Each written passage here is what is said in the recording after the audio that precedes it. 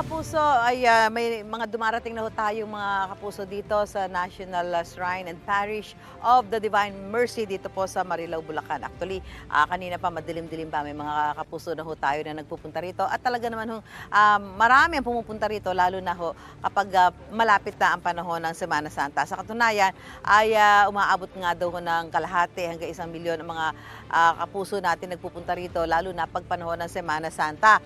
At ngayong araw po ito, may misa po dito.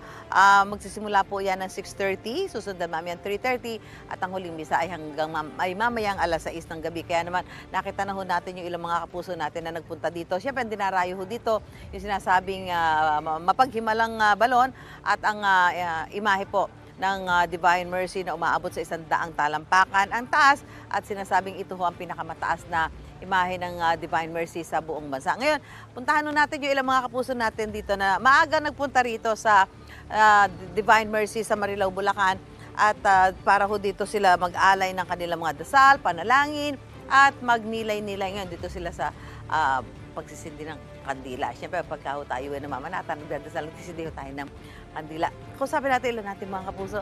Tay, good morning po. Good morning naman. Harap po tayo sa camera. Taga saan po kayo? Taga Quezon City po. Quezon City. Pumupunta ho kayo lagi dito? O pagka ganitong malapit na ho ang Semana Santa? Hindi, lagi kami pumunta rito. Ganun po. Ano po Lalo ang... itong Sino po? kasama ko. Siya po.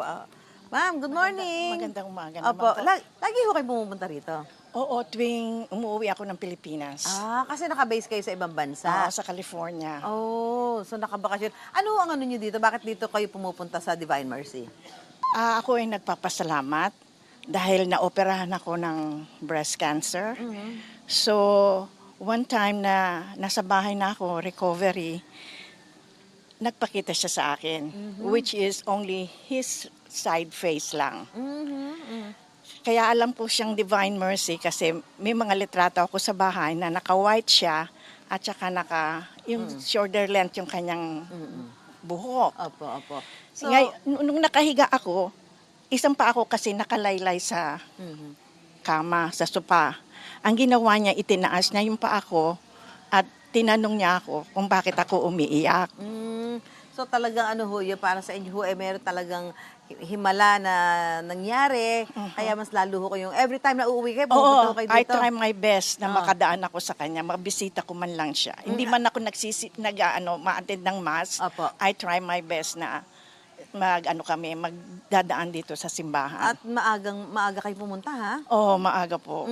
Bakit po maaga yung punta nyo dito? Kasi marami pa ho kami papasyalan.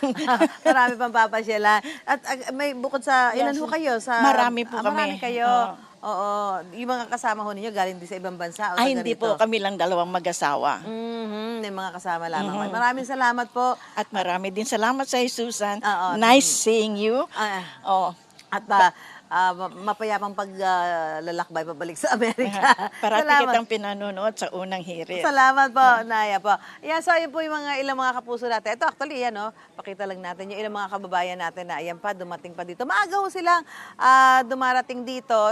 Siyempre, yung iba siguro, lalo na ho, yung mga galing sa malalayong lugar, inaagahan ho nila yung punta dahil inaasahan na rin naman ho ang pagkapalpa ng tao dito, lalong-lalo na ngayong malapit na ang panahon ng Semana Santa. Siyempre, para ho dito sila magnilay, magdasal at magpasalamat sa ating poong may kapal. Gusto mo bang mauna sa mga balita?